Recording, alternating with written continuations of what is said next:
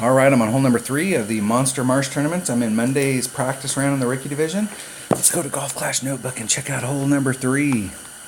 We epic failed on this hole right here because I got a bunch of lag and I ended up in the sand. I've had people ask me, why do you post it when you make these mistakes? Well, hey, you learn from your mistakes. It's like Yoda said, you can learn just as much from your mistakes as your successes. And I'm shooting the videos and I'm posting them for all the rounds, and I can't just, if you make a mistake, you make a mistake.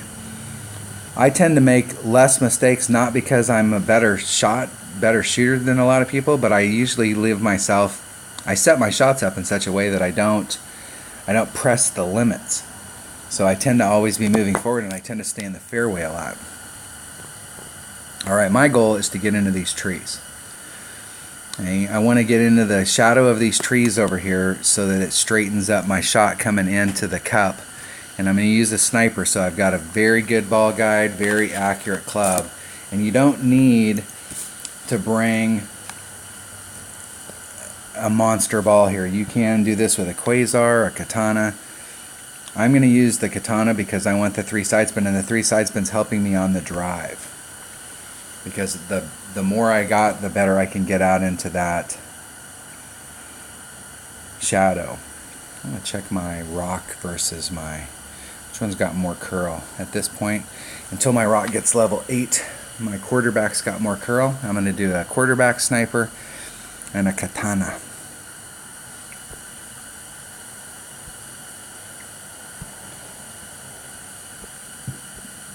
Alright, here we go. So my goal is to get out into those shadows underneath of those trees. The farther I can get to the right and the more into those shadows I can get, the straighter my shot, so that when I take my shot into the cup, I don't have to use any side spin.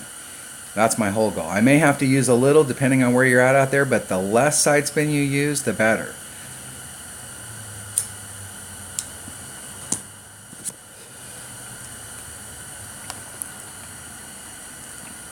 Side spin doesn't take effect until the ball hits the ground the very first bounce.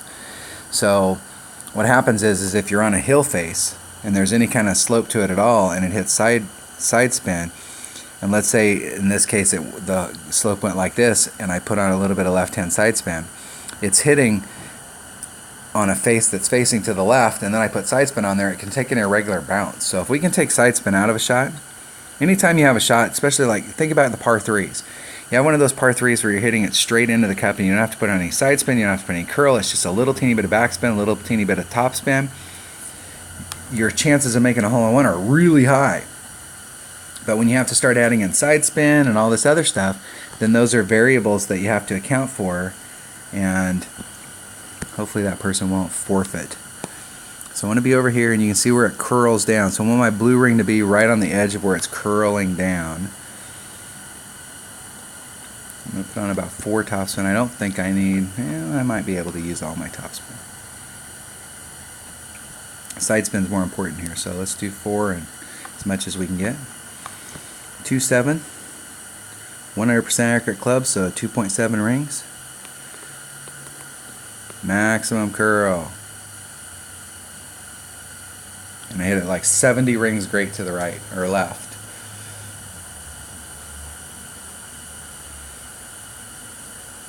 Trying to eke up towards those shadows. So I could have put on maximum topspin, but the side spin there to try and get me to that side, I would have been much better off if I hit that perfect and I had that max topspin. I would have been up there in the shadows. But my goal is to open up this mouth. So the further to the right you can be, and the further up towards those shadows, the better. So I should have a really decent straight in shot from here.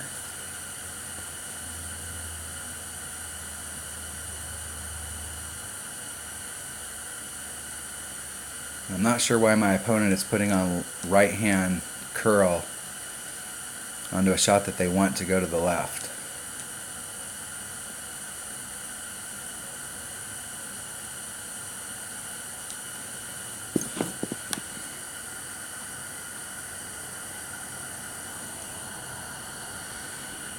You can see I have a straight in shot.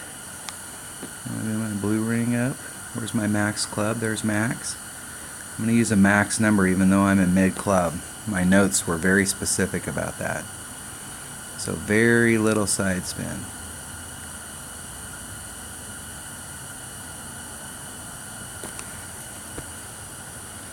going right at it. 3.7. So that's 3.7 rings. Trying to hit it perfect.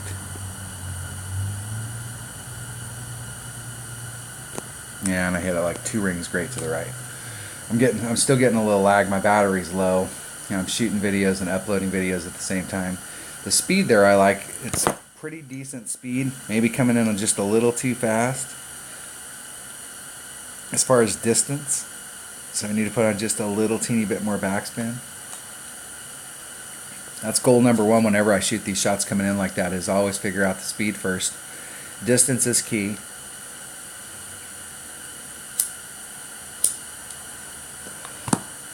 If you don't have your distance right, if everything else was perfect, you're either going to hit it too fast and bounce off the pin and miss the albie, or you're going to end up short and miss the albie. So for me, distance is, anytime you take a shot, whether it's you hit it perfect or great, always be focused on your distance. Distance is key on these shots. Nice shot. Nice shot.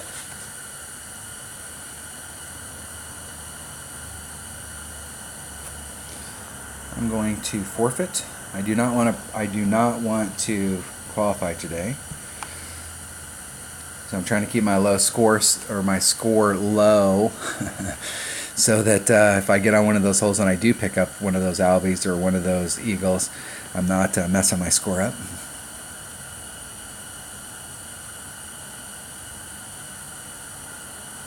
And that was a good recovery on my opponent's part, but the deal is that it's so easy on that hole to end up out in the clear out there and get on that every single time you come to that hole, you should be looking at an albie shot.